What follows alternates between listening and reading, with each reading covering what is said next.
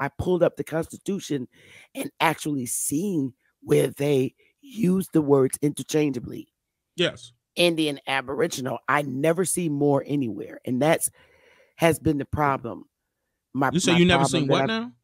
Indian and more used interchangeably. I've never seen that in anywhere in history written in on this landmass used interchangeably.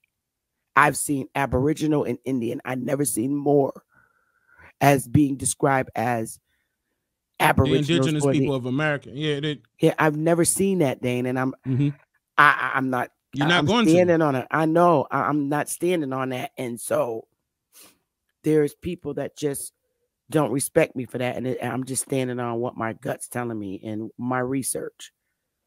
But from the previous years, when I was informing you about, people's certain takes and how they twist and change narratives to fit theirs, that was one of them. There was a few people out there that wanted to promote some misinformation, realistically, some ideology they created about some foreigners being indigenous to this landmass. Yes. No.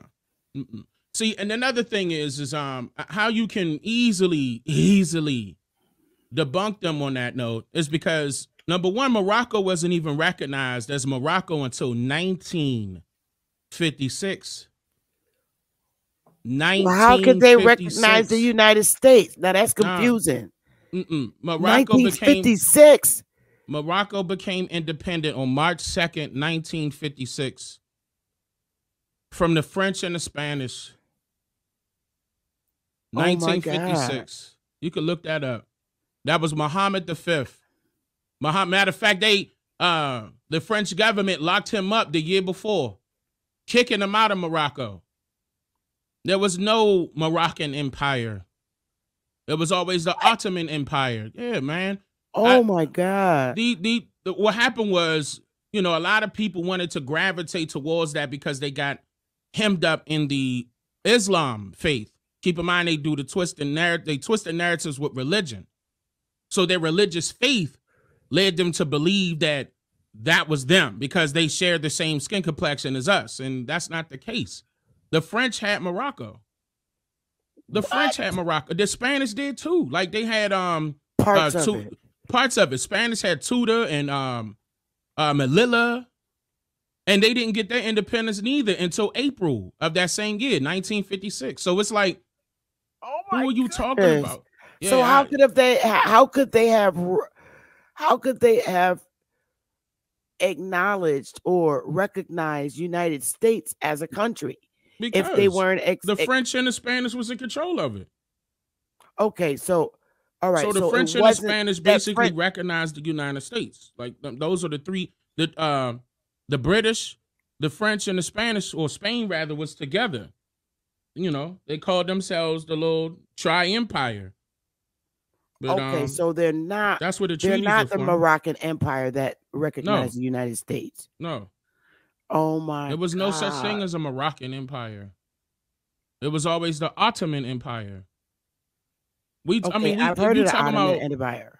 The Ottoman Empire is who was in power and had been in power for years. That was the so-called. When the French and the Spanish took them over, that was it. They couldn't get it back, and they haven't gotten it back. Tanisha, I know y'all got a lot to do. You need to do a build on that one. I didn't know that. All this time, I was just taking it for what it was, that they recognized the United States. It wasn't even called Morocco. I explained that also. That was Tunis, Algiers, and Tunis, Algiers. I'm missing one.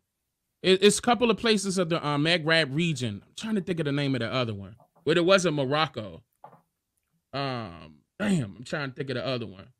But that's the Berber people. Like, that's not us. This is the whole point is that we talking about North Africa, dealing with the French and the Spanish and the Portugal. That ain't got nothing to do with us. And you ain't see no American anything in there.